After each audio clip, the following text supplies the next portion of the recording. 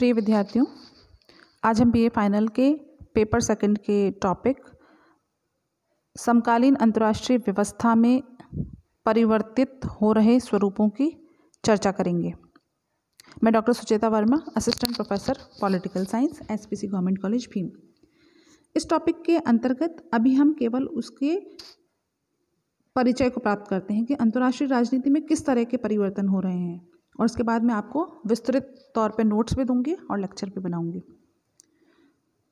बढ़ती हुई जटिलताएं एवं अत्यधिक परिवर्तनशील स्वरूप समकालीन अंतर्राष्ट्रीय राजनीति की दो महान विशेषताएं रही हैं। दूसरे विश्व युद्ध के प्रभाव के अंतर्गत आने वाले महान परिवर्तनों के बाद राष्ट्रों के आपसी संबंधों में 20वीं शताब्दी के अंतिम दशक में एक बार फिर बहुत भारी परिवर्तन आए, और यह सभी शीत युद्ध की समाप्ति और सोवियत संघ के विघटन के प्रभाव में आए तथा 21वीं शताब्दी के दूसरे दशक में अभी और भी ऐसे परिवर्तन निरंतर आ रहे हैं। विश्व की शक्ति संरचना में परिवर्तन तथा दो विश्व युद्धों के प्रभावाधीन उत्पन्न अंतःक्रियाओं में अब विलक्षण परंतु निश्चित तथा वास्तविक परिवर्तन आए हैं। 1987 के पश्चात नए शीत युद्ध की समाप्ति हुई थी और 1991 में सोवियत संघ का विघटन हो गया तथा एक महाशक्ति के स्थान पर 15 स्वतंत्र देश अस्तित्व में आए। रूस सोवियत संघ का उत्तराधिकारी राष्ट्र बना, परंतु इसकी स्थिति आंतरिक समस्याओं, विशेष तौर पर आर्थिक समस्या के कारण काफ़ी जर्जर रही। शीत युद्ध का स्थान अंतर्राष्ट्रीय संबंधों में एक नए, सुखदायी और व्यापक विश्व व्यवस्था ने ले लिया तथा समस्त विश्व में शांति, सहयोग, विकास के उद्देश्य सर्वमान्य हो गए। परंतु साथ ही विश्व व्यवस्था में एक ध्रुवीकरण की स्थिति बन गई। एक ध्रुवीकरण की स्थिति क्यों बनी? क्योंकि शीत युद्ध के कारण पहले विश्व दो ध्रुवों, संयुक्त राज्य अमेरिका और सोवियत संघ के मध्य बटा हुआ था। अब सोवियत संघ समाप्त हो गया तो पूरी विश्व की शक्ति का केंद्र एक संयुक्त राज्य अमेरिका बन गया। अमेरिका की शक्ति संपूर्ण विश्व व्यवस्था पर हावी हो गई। वार्सा संधि समाप्त हो गई, परंतु नाटो का अस्तित्व और महत्व बना रहा। संयुक्त राज्य अमेरिका विश्व में एकमात्र महाशक्ति बन गया। गुट निरपेक्षता की सक्रियता कम हो गई। हमने देखा था कि शीत युद्ध के कारण भारत और इस तरह से तृतीय विश्व के अन्य राष्ट्रों ने गुट निरपेक्षता की नीति को अपनाया था, जिसमें ये अपनी स्वतंत्र विदेश नीति को अपनाते हुए किसी भी गुट में शामिल न होना शामिल था। तो हम देखते हैं कि गुट निरपेक्षता की सक्रियता भी निरंतर कम होती गई। विचारधारात्मक रूप में भी विश्व एकता में बंध गया और सभी देशों में लोकतांत्रिकरण, उदारीकरण, प्रतियोगितावाद और वैश्वीकरण की विशेषताओं को आवश्यकता एवं उपयोगिता को स्वीकार कर लिया गया। एक जो चेंज हमने देखा शीत युद्ध और सोवियत संघ के विघटन के साथ, कि अब जो नव स्वतंत्र राष्ट्र जो हो रहे थे या जो भी विकासशील या अविकसित राष्ट्र थे, सभी जगह उन सबका लोकतंत्रीकरण हुआ।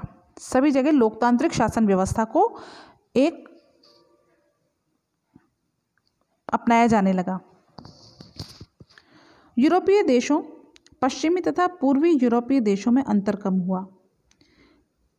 पूर्वी यूरोपीय देशों भी लोकतंत्रीय तथा पूंजीवादी बाजार की अर्थव्यवस्था को ग्रहण करने लगे।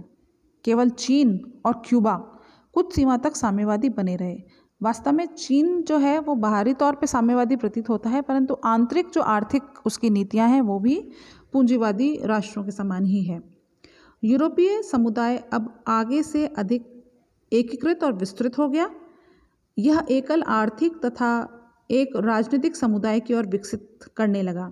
आर्थिक और सामाजिक एकीकरण के बाद अब यूरोपीय संघ राजनीतिक एकीकरण की ओर अग्रसर हो गया है। नाम नॉन अलाइनमेंट मूवमेंट अर्थात गुट निरपेक्षता, इसकी सक्रियता में कमी दिखाई देने लगी।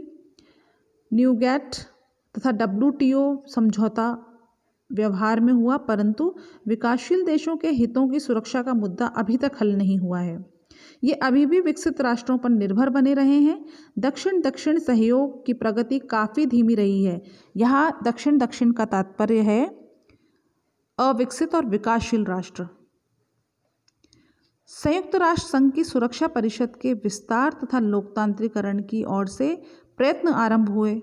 NPT नॉन प्लॉरिफिकेशन ट्रीटी परमाणु अप्रसार संधि अनिश्चित काल के लिए स्वीकृत हो गई है और अब विकसित एवं परमाणु शस्त्रों के स्वामी विश्व पर कॉम्प्रिहेंसिव टेस्ट बैन ट्रीटी, जिसे CTBT के नाम से भी जानते हैं, लादने का प्रयत्न किया जाने लगा है।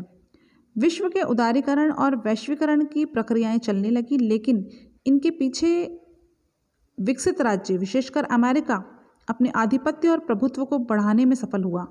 विश्व के विभिन्न क्षेत्र विशेषकर दक्षिण पूर्वी एशिया आर्थिक संकटों से दो चार हुआ। भारत तथा अन्य विकासशील देशों में भी ऐसे संकट हुए व इससे वो प्रभावित हुआ। विकसित देश भी इनसे प्रभावित हुए बिना नहीं रह सके।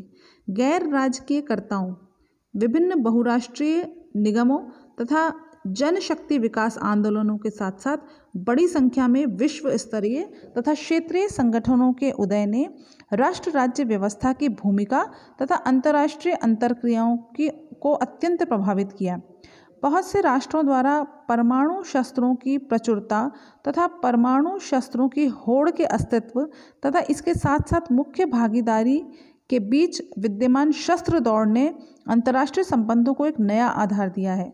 संयुक्त राष्ट्र संघ में एक नया विश्वास, विश्व शांति के प्रति नई जागृति तथा भविष्य में होने वाली विश्व व्यवस्था तथा विभिन्न मुख्य विषयों तथा समस्याओं पर जोरदार विश्व जनमत के प्रादुर्भाव ने हमारे युग के समकालीन अंतर्राष्ट्रीय संबंधों को पर्याप्त रूप से प्रभावित किया और आज भी कर रहे हैं। साम्राज्यवादी उपनिवेशवादी युग की समाप्ति तो हो गई। परिणाम स्वरूप विश्व राजनीति में बड़ी संख्या में प्रभुसत्ता संपन्न राज्य कार्यकर्ताओं का उदय हो गया।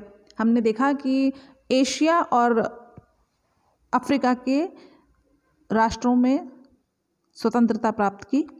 नव उपनिवेशवाद का प्रादुर्भाव हो गया। उत्तर दक्षिण बंटवारा, उत्तर से तात्पर्य यहाँ विकसित राष्ट्रों और दक्षिण से तात्पर्य अविकसित और विकासशील राष्ट्रों से है। हम ये देखते हैं कि उत्तर दक्षिण, जब भी हम बात करेंगे उत्तर दक्षिण राष्ट्रों की, तो उसमें हम देखेंगे कि विकसित और विकासशील राष्ट्रों में अपने हितों को लेकर अंतर्राष्ट्रीय मंचों पर आज भी मतभेद की स्थिति है।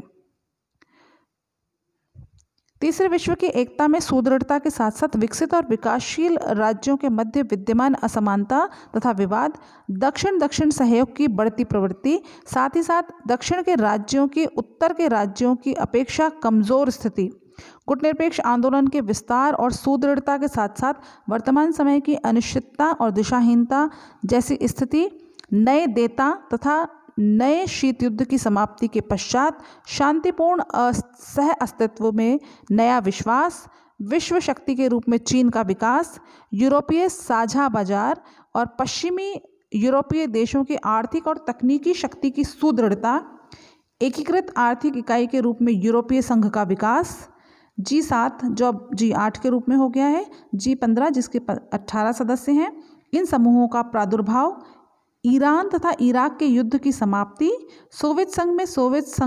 अफगानिस्तान में सोवियत संघ के हस्तक्षेप के अंत के बाद अप्रैल 1996 में मुस्लिम कट्टरपंथियों की अफगानिस्तान में विजय और 21वीं शताब्दी में कट्टरवादी अलकायदा का सफाया, नामीबिया की स्वतंत्रता, अमेरिका द्वारा फिलिस्तीनी मुक्ति संगठन को मान्यता प्रदान करना, इजराइल PLO में समझौता, इजराइल और जॉर्डन में शांति संधि, उत्तरी आयरलैंड में शांति स्थापना के आसार, हेती में सैनिक शासन की समाप्ति, उत्तर कोरिया और दक्षिण कोरिया के एकीकरण की आशा, परंतु साथ ही उत्तरी कोरिया की परमाणु नीति के प्रति आशंका, जातीय विरोध तथा हिंसा में वृद्धि, परमाणु क्लब का विस्तार जिसमें 1998 में भारत और पाकिस्तान भी परमाणु देश बन गए हैं, CTBT का मुद्दा, परमाणु निशस्त्रीकरण की ओर कम प्रगति, मानव अधिकारों की सुरक्षा के प्रति चेतना, तीसरे विश्व की निरंतर निर्भरता के साथ साथ विश्व की बढ़ती हुई अंतर्निर्भरता,